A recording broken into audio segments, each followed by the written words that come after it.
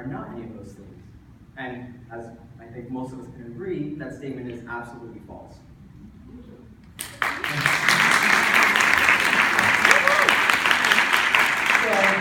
Another thing that I did was ask my friends on Facebook, what are some experiences that you've had with microaggressions? I went ahead and defined it, but some of them didn't really get the concept very much. So what I stuck with were the emotions that they stated that they experienced after the interaction.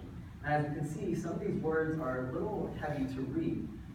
And in terms of how we want people to feel, I don't think any one of us want to leave an interaction with the other person feeling any of these ways.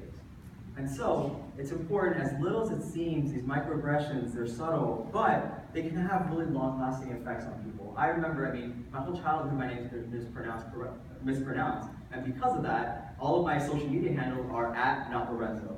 Because just to clarify, that my name is not Lorenzo, and it is Renzo, right?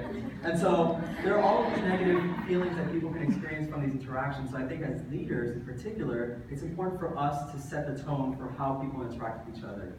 To set the tone in terms of us maintaining cultural awareness and educating ourselves and being aware, and overall just showing concern and care for how other people are feeling. Next, another way that we can manage diversity is through acceptance. So one of the two ways that we can perceive or consider diversity is through a multicultural perspective, where what we're doing is accepting and celebrating, or at least to begin with, even recognizing that there are differences among our work groups, and celebrating them and not seeing it as a hindrance, but something as an opportunity for growth, as a strength, as an added value to our work groups. And the other one is colorblindness. Now, colorblindness is trying to ignore some of those differences, right? Trying to find some common ground. And I guess the best way I can describe it is the term, like, we are one human race, right? And so that's what a lot of people say is like, well, the races aren't really real, we are one people. Now, which of these two do you think is the better one? So just think to yourselves, I don't want you to have to raise your hand, but just take a moment to think, which of these two do you think would be the better route for you as a leader to engage in, or the perspective for you to have when working with a group of diverse people? So, just to give a little further context, multiculturalism, as you can see on the left, is really knowing that people are separate, but also maintaining that individuality and celebrating it, and not trying to mask it, not trying to ignore it, and not trying to just push it away because we don't want to deal with it, right? On the right side, we see colorblindness, which seems like a legitimate, solution as well. It's, putting everybody in the same bubble and making a common in-group, and making people feel like they're all part of this one group. But studies have shown that the multicultural perspective, when a leader takes this perspective, what happens are a slew of positive things, and one of the main ones is that people feel more connected to the group, and people feel more cohesive with their team as well. With colorblindness, what happens is that minority members feel more distance from the group, and they also perceive more relationship conflict within the groups that they're working with. Now we may ask ourselves, why does this happen? Why are these differences occurring? Now, the differences occur because of three things.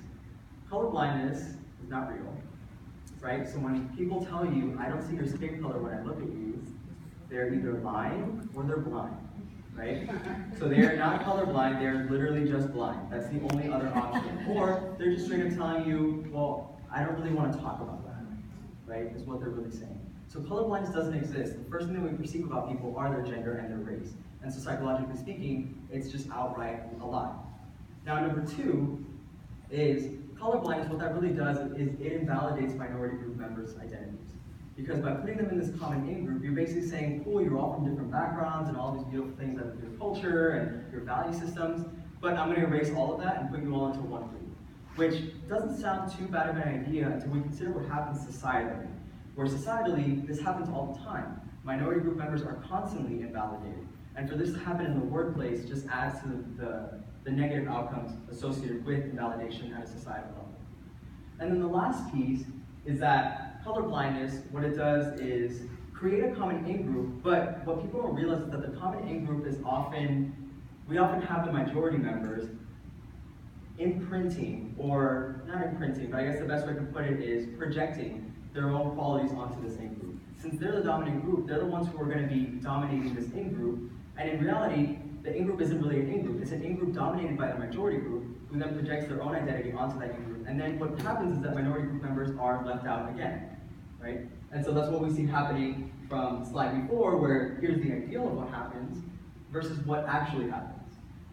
Right? So minority members are, again, kept at the periphery of the in-group, regardless of how much we wanted to include everybody with that solution. Now, where do we go from here? Right? So what do we do with this information? Like, what does this all really mean? Like, how can I make a difference? Right? And so one of the ways is through policy. And I think it's important for us to understand that as much as we want to change the way people behave with each other, policies need to reinforce that and reinstate all of those things that we're suggesting that people should be doing. If it doesn't, all it really is just not empty threats, but empty solutions at the end of the day. And so what we want is our policies and our processes to really focus on diversity. And a lot of times, diversity initiatives are taken on maybe because of legal ramifications or because you have an EEOC department, and so let's just put a line into our policy statement that says we don't discriminate against anyone. What's been found actually in one of my colleagues, the colleague whose parent engaged those microaggressions toward me, what he found actually in his study is that a simple line actually doesn't affect people's perceptions of reporting sexual harassment. So just including a line that, oh, we don't discriminate against women or X, Y, Z, it actually didn't have any effect on whether people were more willing to report sexual harassment. What had an effect was a policy that went above and beyond that. It was a policy that suggested that women are important to this organization. And anybody who doesn't really agree with this is not going to fit into this organization. And so again, policy, although many of you may not have the opportunity to change policy or anything like that, it does reinforce any of these changes that we're expecting to see in our subordinates. Next is communication. So communication, really at the end of the day, is the meat of how we get this information out, right? It's educating our subordinates, it's holding discussion groups. Another way we can do this is communicating that diversity isn't something negative. Diversity isn't something that should be seen as a punishment. It shouldn't be seen as something that we have to focus on now, right? It should actually be seen as something that's a priority, right? Something that is an opportunity for development, an opportunity for growth, and not something that you're going to be reprimanded for if you don't hire enough, women, for example. Another thing too is that with communication, you want to make sure that people feel comfortable with coming up to you. So establishing rapport is really important because a lot of times when people stay silent, it doesn't mean that it's an example of them showing weakness. It doesn't mean that they can't stand up for themselves. A lot of times in the workplace, even with friendships too, there are times where we don't want to stir the boat. We're like, oh, well, they said this a little ignorant, like, I'll let that slide. And I've done that myself, even as the person here who's like, multiculturalism and diversity. Like, I do that with my own friend groups. And I think it's safe to say that a lot of us do the same thing. When our friends say something, slip up, and say something a little ignorant, we let it slide sometimes.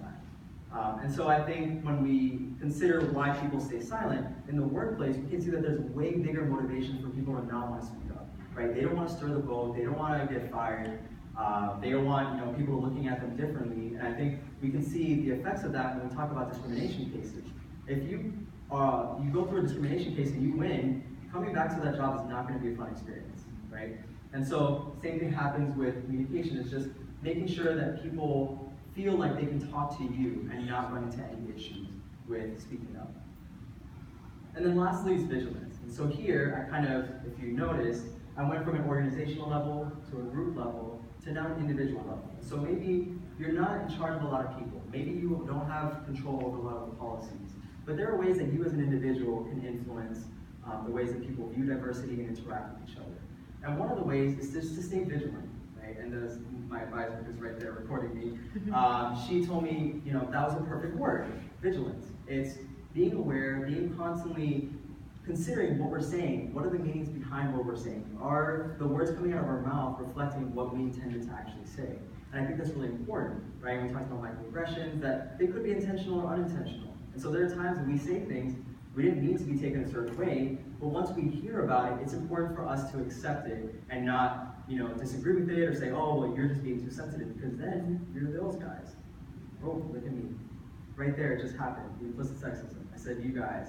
I collectively describe a large group of women as you guys, right? And I was going to say an example where I can talk about in class, where when I talk about a hypothetical leader, I sometimes use the pronoun he instead of them, or instead of he or she. Right? And what that really says is it dismisses the large number of leaders who are women, right? And what's nice about this, though, is that when you catch yourself doing this, it isn't just an opportunity for you to grow, but by calling yourself out explicitly, especially if you're talking to a group of people, just like I did, right? It demonstrates a culture of understanding that this isn't something that you should be afraid of. It's an opportunity for you to grow, it's an opportunity for you to develop and just learn overall, right? And so with my class, when I said he, and I do this quite a few times, with nurses I'll say she, with leaders I'll say he, even though I know all of this research, right? And what I'll do is say, did you guys catch that? And a lot of times they're wondering, like, why did I stop the lecture, right? They're like, I don't really get it. And I'll explain, did you catch that implicit form of sexism, right? And I'll explain it briefly, address it, and then move on. And that's as simple as it has to be. It's not like this has to be drawn out, there doesn't have to be this whole social justice speech. It's really just as simple as calling yourself out, explicitly stating it, and then moving on from there. And what that does is it educates those around you, but not only that, it also gives you the opportunity to highlight injustice and not keep it silent. It gives you the opportunity to look at discrimination and call it out for what it is. And at the end